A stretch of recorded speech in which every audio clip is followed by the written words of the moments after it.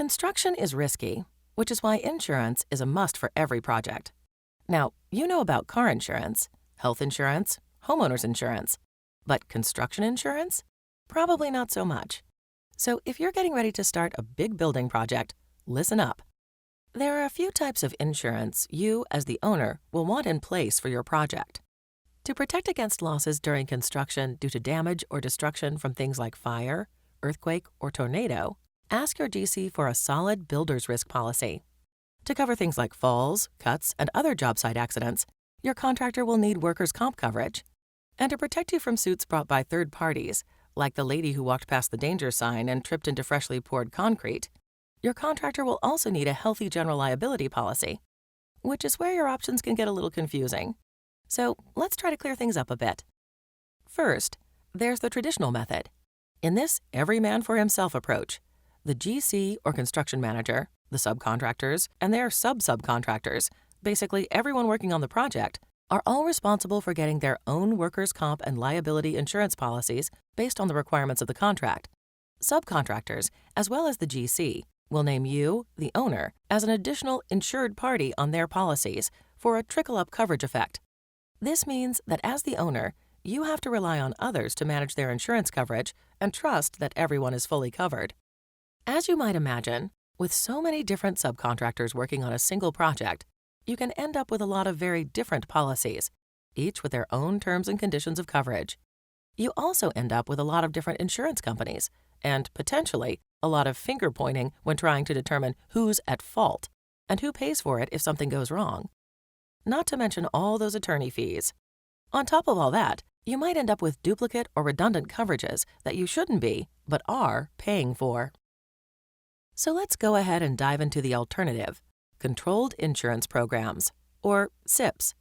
A CIP, also called a wrap-up, consolidates the general liability and sometimes workers' comp coverages for all contractors working on site into a single insurance program for the duration of a construction project and beyond.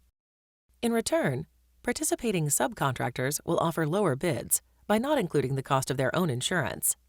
A wrap-up can benefit you and your project in a number of ways. 1.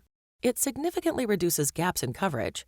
No more relying on your contractor and their subcontractors to have it all covered. 2. It eliminates coverage duplication, so you can stop paying for the same thing twice. 3. A wrap-up typically provides higher limits for general liability coverage than you would see from traditional policies held by individual subcontractors. This gives you the protection you need in the event of a significant loss on the project. 4. It simplifies the claims process. With only one insurance company, there's no fighting among multiple insurance providers. This reduces extra expenses that often go along with a big insurance claim, like attorney and consultant fees. And finally, wrap-ups can improve the safety program on the job site. A team approach encourages everyone involved to coordinate their various safety programs across the job site, instead of focusing on their operations alone. Plus, additional resources like access to training or incentive programs can be made available through a wrap-up. This all sounds pretty good, right? But the decision-making doesn't end here. Once you've decided to go with a wrap-up, you still have another big choice to make.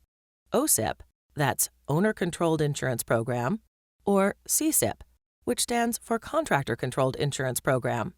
Let's take a look at both, so you can decide which one's right for you. First things first, money matters.